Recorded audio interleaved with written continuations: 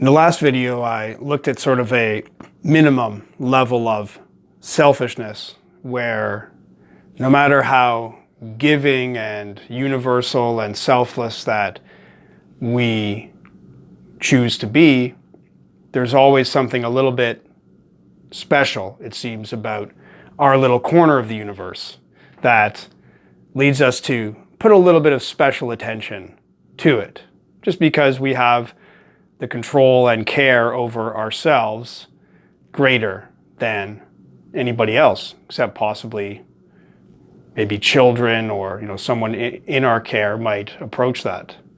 But we have to take care of ourselves with more detail than for anybody else. Like, we're brushing our teeth, we think about, I have to make sure I brush every part of my teeth and gums correctly. And you take care of all those details because that's up to you.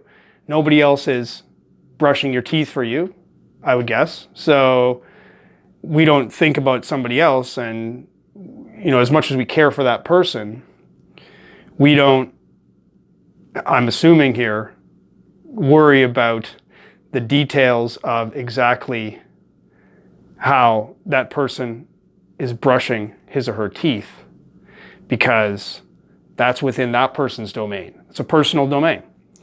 It's our piece of the universe.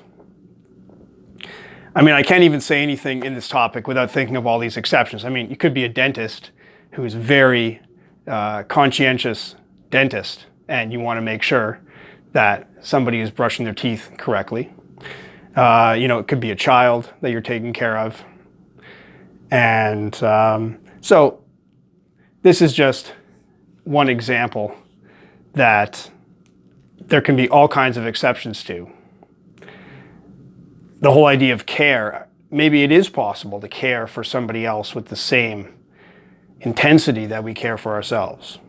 But the idea that I mean to say is that there's something special about our corner of the universe, that we have greater control over ourselves, our body, our immediate space, our actions. And so that gives a certain specialness of attention to ourselves.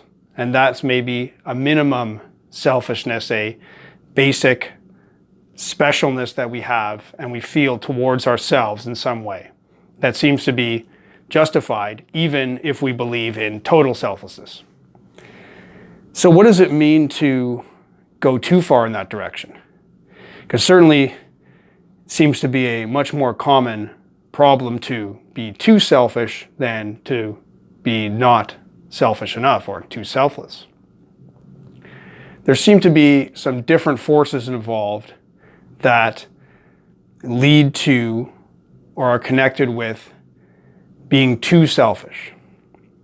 So we have this corner of the universe, we have this piece of the universe that is, ourselves, our body and our actions.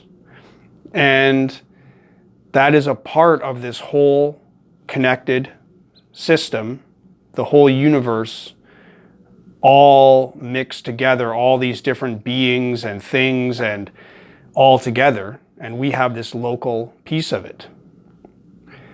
So that natural feeling of the specialness of that local piece, that from a practical point of view makes perfect sense, taking more care in ourselves because that's what we have control over. It seems like it is so easy for that to be exaggerated, for that to be taken too far, so that we really see that this piece of the universe that we are, this local area, is ourselves. And that's me. And I end at the end of myself and my domain. And because there's so much competition between different beings, and it certainly isn't all a friendly, cooperative, peaceful paradise, it seems so understandable for us to go into a perspective where it's one piece of the universe against every other piece of the universe. And it's really all about ourselves. But when we look at it this way, from the perspective of being a connected universe of which we're just a piece, the idea of being one little piece of the universe and fighting against all the other pieces, when really we're all one universe, that, I think, is a way of seeing this kind of, the way that selfishness appears foolish. If you see it from outside yourself, if you imagine having a bigger perspective where there is this whole universe with many parts to it, and then you see certain parts are sort of rebelling against the universe. They're saying, no, I'm not part of this universe. I'm separate. I'm me. I'm my own bubble. I am different and special. And I have to fight against all these other bubbles, all these other these individuals, these pockets of the universe. I have to fight against them. They're trying to beat me and I'll beat them. And how natural that is. It seems like, every spiritual tradition, every wisdom tradition does something and tries in some way to address the problem of the individual rebelling against the universe and deciding, no, it's me against the world, and I will do what I can to take care of myself, no matter what the cost is to anything else. It's such a natural state to fall into when we see competition all around us. So how do we not do that?